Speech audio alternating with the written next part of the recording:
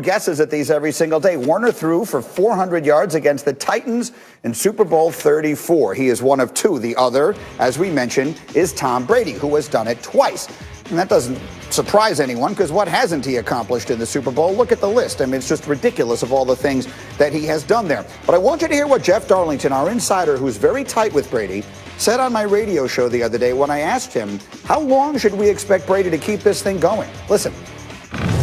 In his mind, I know that he doesn't think that next year is going to be it for him. He's going to play out his contract with the Bucs. Where he goes from there remains to be seen. In the past, the fact that we've thought about him retiring at 45, in part had to do with family reasons. His family is very happy in Tampa right now.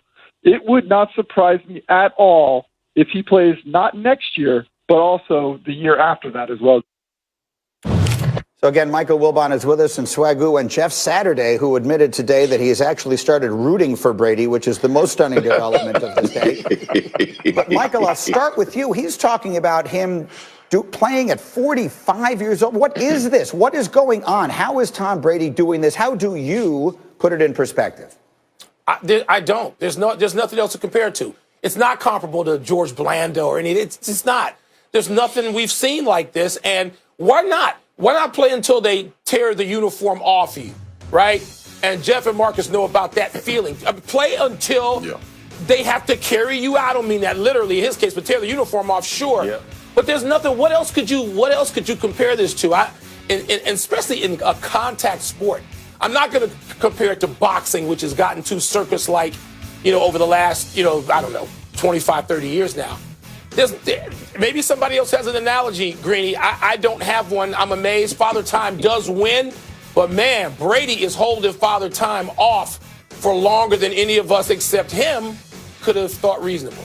Yeah, when Jeff Saturday, when your guy Peyton Manning started his last Super Bowl, he was 39. At that point, he was the oldest starting quarterback in Super Bowl history. Brady has since surpassed that 4 different times. And this is his 5th Super Bowl in 7 years. He's not slowing down. How long do you think he can do it?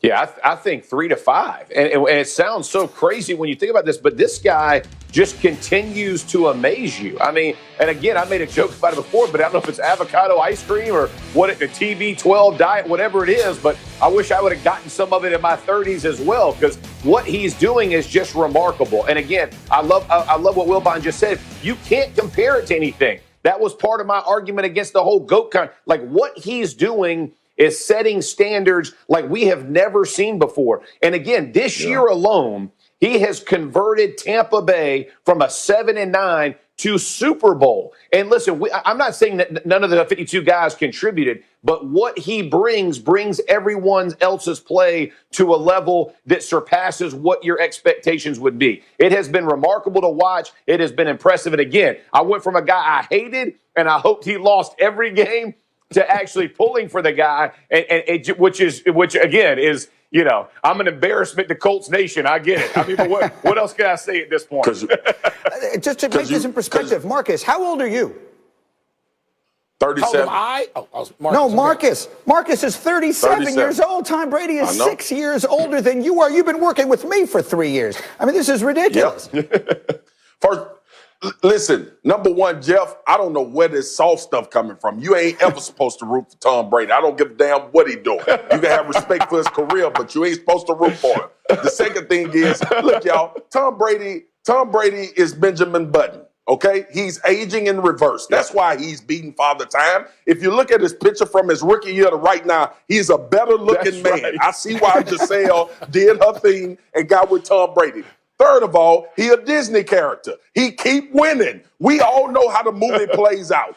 They change palaces. They go to a different city. Still the same result. I'm still a prince. I got the princess, big palace. We going to be the king and queen one day. Here's the thing, though. I believe that 45 will be the ceiling. I think that is just a number that Tom Brady he'll like to finish in Tampa, see if he can run it back. They in the Super Bowl, but listen, I know we all sitting here today.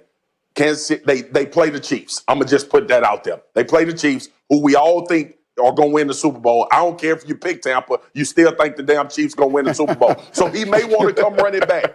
But 45 is going to be the number. Tom Brady will be out of here at 45. It's been amazing. Look, we do all the documentaries. Wilbon to be on some special talking about Tom Brady and what he did throughout his career. G, you'll do a special. All you Northwestern guys, y'all always get called for the specials, the big time stuff in media. Right. So when Brady done and he retires, y'all get ready for that windfall of cash for people calling y'all to come speak on Tom Brady's behalf and his career. Tom Brady retired 45 so Wilbon and G could get some more millions of dollars to do their job, please. Greeny, can I jump in here for a second? Yeah, so of course. Marcus, 37, sneaky young. He's got eligibility left. Come on now, you can get those avocado shakes going. You got some time left. Your body feels all healed up and you're ready to go, right? Mike, they don't put red jerseys on us in practice, man. We always get right. Always.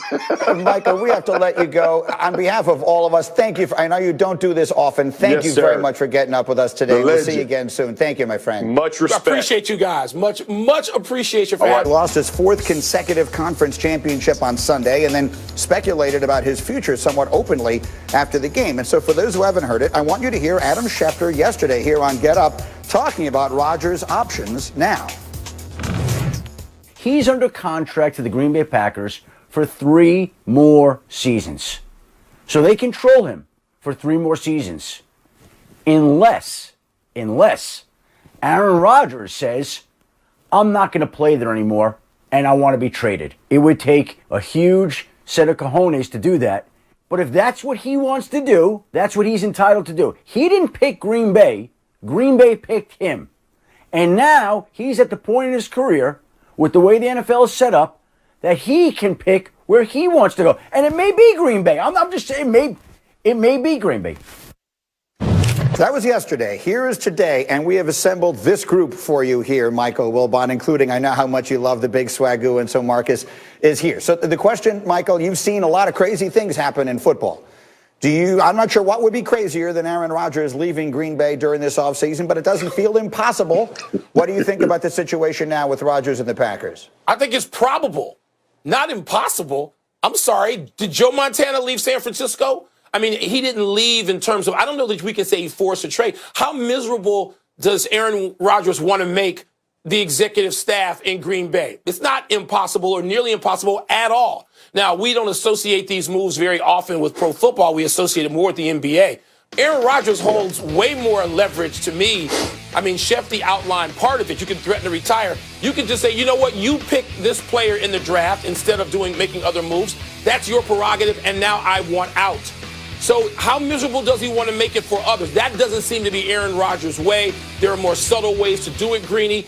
But, I mean, look, I don't want to overreact to what happens in the minutes after a game. I've been in enough locker rooms in my life to know that things simmer down, people change their minds, they get less angry, 2 weeks later, a month later, 3 or 4 months later. But I got to say, when I was watching the post game and listening to Aaron Rodgers all week talk about mysteries, my reaction is Aaron Rodgers is done in Green Bay. Mm-hmm. He called it a beautiful mystery. It didn't seem so beautiful in those moments after the game Sunday. Swagoo, what do you think? First of all, what's up, Big Mike, Mike Dub, Wilbon, good to see you. Good to be with you guys.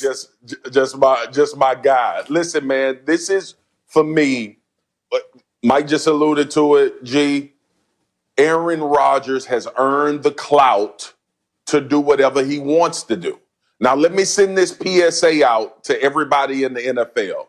You can't do this. This is not for you.